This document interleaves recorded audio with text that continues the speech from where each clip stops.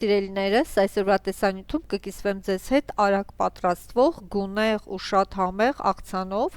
որը հարմար է թե տոնական սեղանի, թե ամենօրյա արագ ուտեստի համար։ Իսկ ինչպես այս աղցանը դարձնել հյութալի եւ էլ ավելի ուղախորժելի, ցույց կտամ տեսանյութի վերջում։ Պատրաստելու եմ հյութեղ տավարի մսով, թարմ գունավոր պղպեղներով, եգիպտացորենով, կանաչ գարոխով, մարինացված վարունգով, այս համադրությունը աղցանը կդարձնի կատարյալ։ Պղպեղները մաքրում ենք սերմնատուփերից եւ կտրատում բարակ ձողերի տեսքով։ Ավելացնելու եմ նաև խնձորի քացախով մարինացված վարունգ, որը ես ինքս եմ պատրաստել, ունեմ խնձորի քացախի պատրաստման տեսանյութ, հղումը կթողնեմ այս տեսանյութից ներքևում, կարող եք նայել, կարող եք սիրելիներս նաև մարինացված վարունգի փոխարեն ավելացնել թթու վարունգ։ Երկարավուն ու բարակ կտրատում ենք նաև տավարի միսը։ Եվ սիրելիներս, մի խնդրանք նրանց, ովքեր նոր են միացել իմ յութուբյան ալիքին, կխնդրեմ բաժանորդագրվել եւ սեղմել զանգակոճակը, որպեսզի բաց չթողնեք իմ նոր տեսանյութերը։ Աղցանին էլ ավելի թարմություն կհաղորդի մի փունջ մաղադանոսը, կտրատում ենք մանր եւ ավելացնում աղցանին։ Ավելացնում ենք մարինացված եգիպտացորենը, կանաչ գարոխը, համեմում ենք սև աղացած պղպեղով եւ աղով։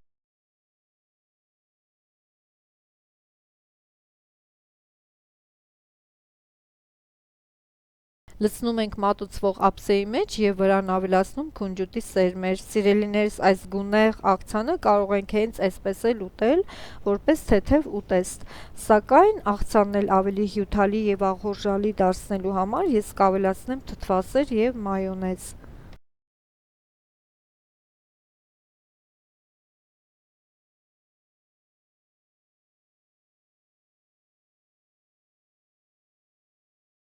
Մեկական ճաշի գդալ, մայոնեզը աղցանը կդարձնի ավելի հագեցած ու հյութալի,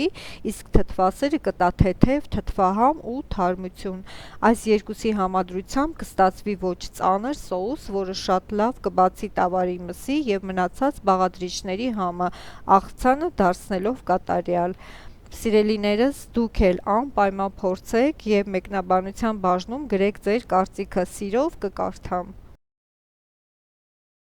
Սիրելիներս, նաև կուզենամ լսել աղցանների ձեր տարբերակները, թե ինչ աղցաններ եք սիրում եւ նախընտրում, ինչ բաղադրիչներով եւ ինչու ոչ կփորձեմ պատրաստել եւ նկարահանել տեսանյութ ձեր առաջարկած աղցաններով։